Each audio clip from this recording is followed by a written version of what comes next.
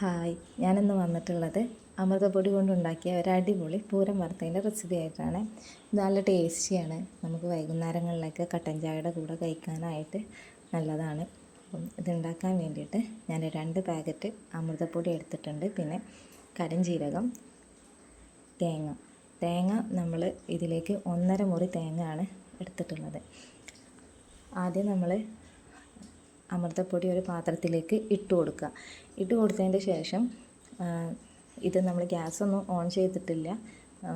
ഇതിലേക്ക് ആദ്യം തേങ്ങയും കരിഞ്ജീരകവും ചേർത്ത് കൊടുത്തിട്ട് ഇത് നന്നായിട്ട് മിക്സ് ചെയ്തെടുക്കുന്നുണ്ട് പൊടി. അതിന് ശേഷമാണ് നമ്മളിത് വറുക്കാൻ വേണ്ടി പോകുന്നത്. ഇതിൽ ഈ സമയത്ത് നെയ്യ് ചേർക്കണമെങ്കിൽ ചേർക്കാം കേട്ടോ. ഞങ്ങൾ ഇവിടെ ചേർക്കാറില്ല, ഈ ഒരു ടൈപ്പിലാണ് ഉണ്ടാക്കാറുള്ളത്.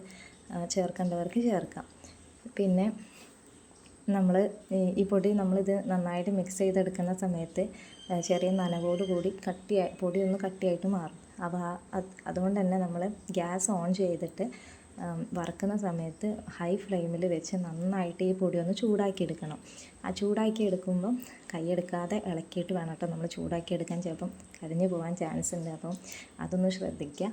അതിന് ശേഷം നമ്മൾ പൊടി ഒന്ന് ചൂടായതിൻ്റെ ശേഷം നമ്മൾ ലോ ഫ്ലെയിമിലിട്ടിട്ട് നന്നായിട്ട് ഇത് വറുത്തെടുക്കുന്ന സമയത്ത് ഏകദേശം ഒരു അരമണിക്കൂർ വേണ്ടി വരും കേട്ടോ നമുക്കിതൊന്ന് വറവായി കിട്ടാൻ വേണ്ടിയിട്ട്.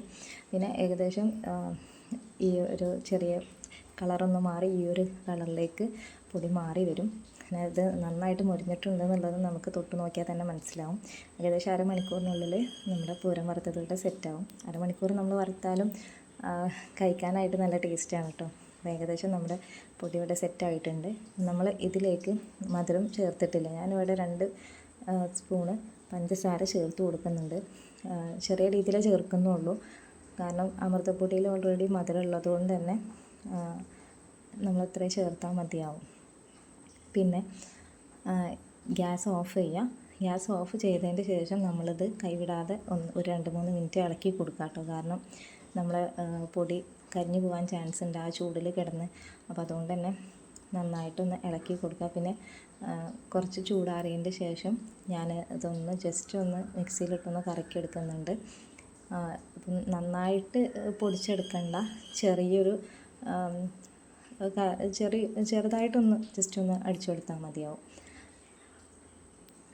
അതിന് ശേഷം നമ്മൾ അമൃതപ്പൊടി പൂരം വറുത്തത് ഇവിടെ റെഡി ആയിട്ടുണ്ട്. അപ്പം നന്നായിട്ട് ചൂടാറിയിട്ടുണ്ടെങ്കിൽ ഒരു എയർ ടൈറ്റ് ആയിട്ടുള്ള ഒരു കുപ്പിയിൽ നമ്മൾ അടച്ചു വെക്കുക.